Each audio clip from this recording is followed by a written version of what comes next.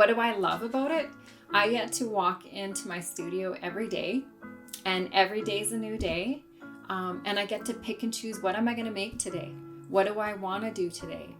And that's my whole joy. When I walk in here, this is the happiest place I want to be at. I've got so much different things that everything is different. I have hundreds of patterns. So every day is literally a new day.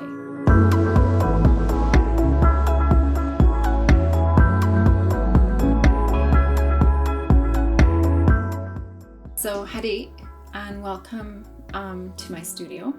My name is Gladys Michell, and I am from the Saigas First Nation, which is located in Vanderhoof, BC. However, I do live on the Stilatden First Nation, and that is where my husband is from. And I have lived here in this community for 31 years now.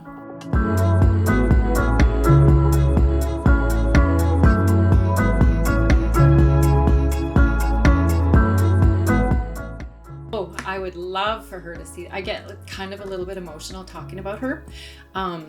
My grandmother was an amazing craftsperson. She made mucklucks and moccasins, moose hide jackets, buckskin dresses. She sewed quilts, you name it, she did it.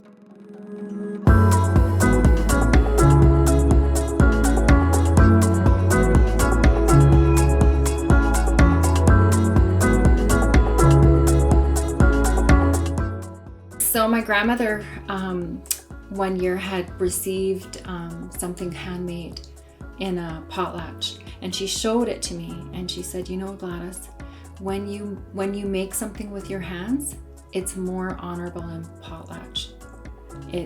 It's right from the heart. So somebody took the time to make that item, and those words there is when I had decided to make my grandma's quilts.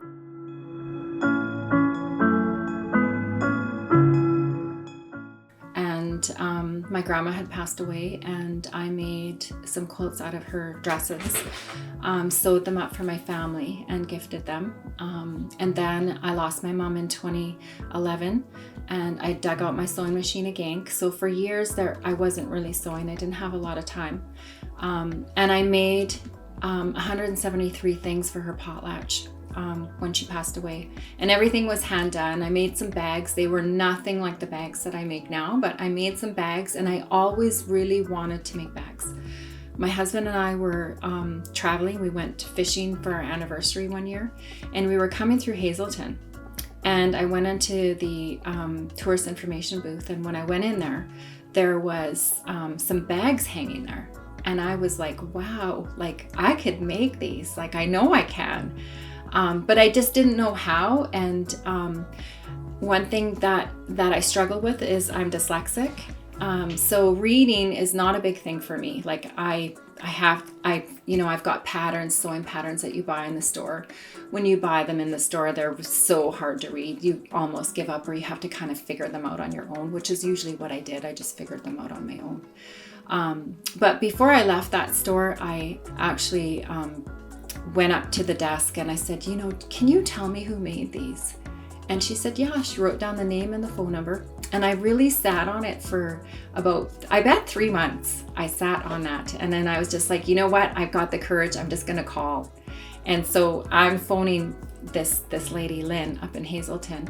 And she was just so informative. She goes, I'm going to add me as a friend on Facebook, and I'll send you some links, and I'll send you some videos where you can start.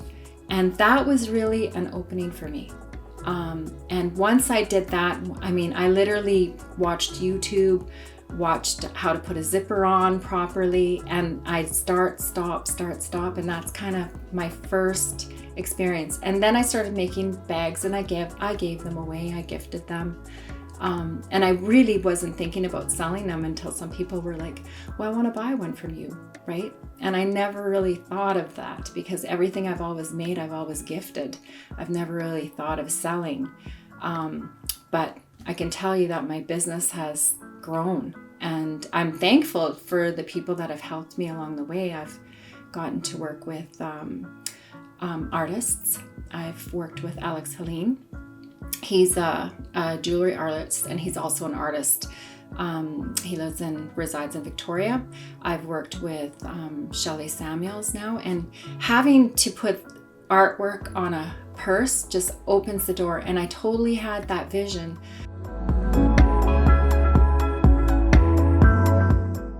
It's actually the only way that I knew is Facebook. Like I didn't have a website, and I've kind of thought about doing a website, but doing a website, I'm gonna lose that connection with my customers.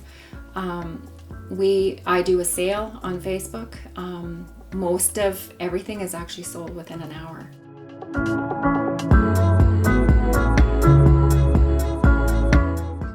I have had customers from Australia. I have purses in Germany. I have a purse that went to Italy. I even have one that went to China. But majority of my purses are within BC, and they all love what they see, and they like that something's handcrafted in home.